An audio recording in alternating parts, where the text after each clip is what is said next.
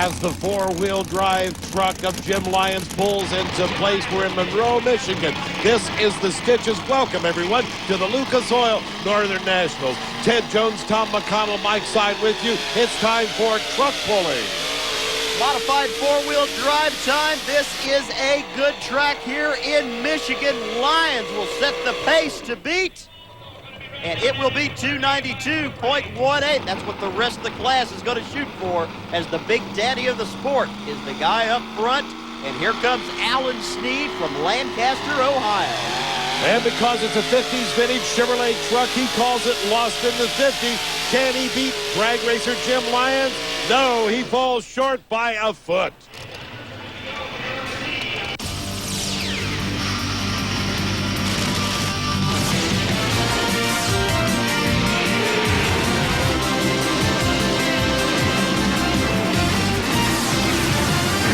ESPN Speed World presents this special in the driver's seat coverage of the Lucas Oil Northern Nationals from Monroe, Michigan. Hello, everyone. Ted Jones here as we continue on with our four-wheel drive category. These are popularly called by most of the fans 4x4s. We'll take a look right now at our next competitor as he gets the engine primed up. And not only are they called 4x4s, there's another name that's synonymous with them as well, Mountain Motors. A lot of these guys are running big cubes. The small motors in this class, Ted, are about 650 cubic inches. Those are the small ones. And Kim Eddington takes the lead at 293 feet. Now let's go down to Brett Kepner. Well, this brand new Monroe, Michigan track is a tremendous boon to pulling in this part of the country. One of the most magnificent facilities we've seen in quite some time. Great seating, beautiful lighting, and a horsepower track. You can see plenty of sponginess that will hold together as the trucks go down the course. That means not much tire spin off the starting line. If the track breaks up at all, it'll be down at the finish. Now, the sled that they're using is what they call a slam sled. These vehicles will get tremendous speed up for the sport of pulling, but right down at the finish line in 10 feet, the sled will stop them dead. That's going to make it real interesting to see who can figure it out at the top end better than everybody else. All right, thank you very much, Brett. We'll see how that slam sled begins to play with these pullers as we take a look right now at Jim Holman, the four-play truck out of the Buckeye State of Ohio. Jim Holman has been pulling for many, many years, and in fact, he took a second place behind Donna Webb earlier this year in Bella Rica, Georgia, but now he's leading it here in Monroe. 296.04 feet. You can see right there in our instant replay exactly how he did it. Let's go down and talk to him.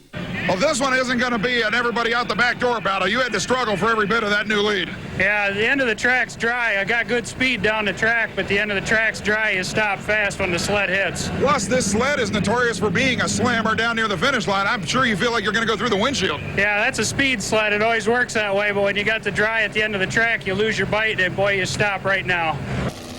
Jim Holman makes a good point. The end of the track, like the last 6 to 10 feet, is very dry. So when these trucks hit that area, they just stop. It's going to be hard to make a full pull. I'm not saying it's not impossible, Ted, but the guy is sure as heck going to have to earn it. The pulling right now is the Simply Red from Fair Grove, Michigan. This is Rob Foster. Remember, he'll try and pull 296 feet.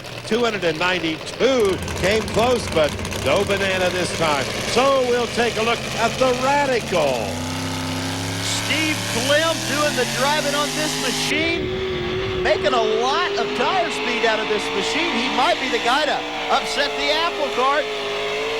But right there at the end, you can see the dust flying up where the track just goes to dust. Going to shut him down early. This In the Driver's Seat coverage of the Jasper Pulling Series is brought to you by Jasper Engines and Transmissions, the nation's leader in remanufactured engines and transmissions, and by Lucas Oil Products, #1 in the trucking industry. We'll be back. The kids love the fair from the Monroe County Fairgrounds. You're at the Lucas Oil Northern Nationals. Now, here's Brett Kepner. When the Child's Play Chevrolet four-wheel drive pulls to the starting line, some fans might think it's just another truck. But be warned, when this machine is hooked and ready to go, it's a living exemplification of 30 years of experience and some of the most ingenious technological aspects you'll find in this category. Charlie Dutton, the man behind this truck, has been doing this for, what, 3 decades now? Yeah, probably too long, but I'm kind of like Bob Glidden. The longer I work, the worse it gets. Now, the one thing that's unusual about this truck, at least at first glance, is the fact that you're still using an older style Hilborn injection system. But if I know Charlie Dutton, it's probably a Charlie Dutton specific system. Well, we had Kinsler make it for us, and we sent a template of the heads to Kinsler, and they made it special for us. And then Jones Engineering at Washington, Indiana, done a lot of work on matching them to the heads. They done the heads on them, and it takes all that matched up to make an engine run anymore. Has the competition changed at all? Is it still just as tough, or is it a little harder now? It's a little harder than it has been. It seems like the tracks aren't as tacky or good as they used to be. And really, you don't need a big cubic inch motor on a lot of these tracks. It hinders you instead of helping you. Charlie Dutton is probably the best example out there right now of a lifelong puller.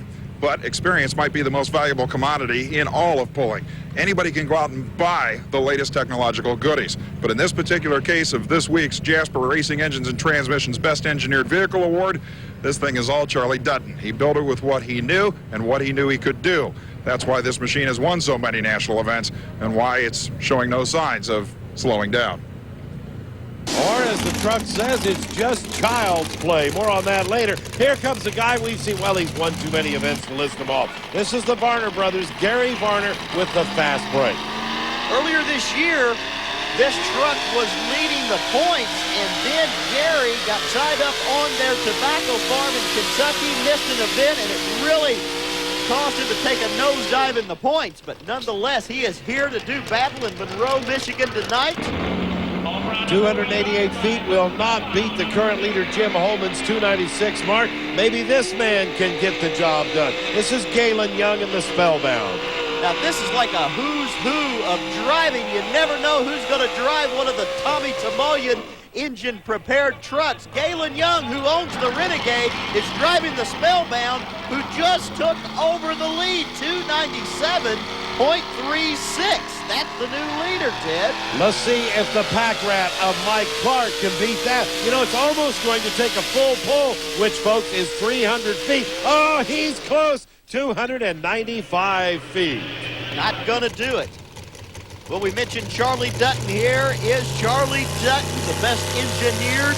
The Jasper Engines ATPA Circuit Award at this particular event. He used to run a super stock four-wheel drive years ago. And he's not going to make it. Oh, so close, 294 feet for Charlie Dutton. Now here comes the Renegade. This guy could do it. It's probably going to take a full pull to win this here today. Well, the guy that owns this truck is Galen Young, the guy who's driving the Spellbound truck, who is currently in the lead. Now, are we playing musical truck pulling chairs here? I can't keep up, but I know it's the Renegade. He's got to go 297.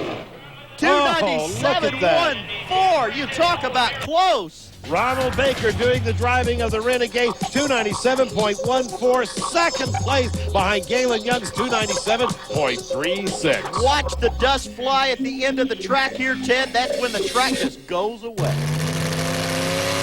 Well, here comes a lady who's been a world champion and shows all the guys how it's done. This is Donna Webb.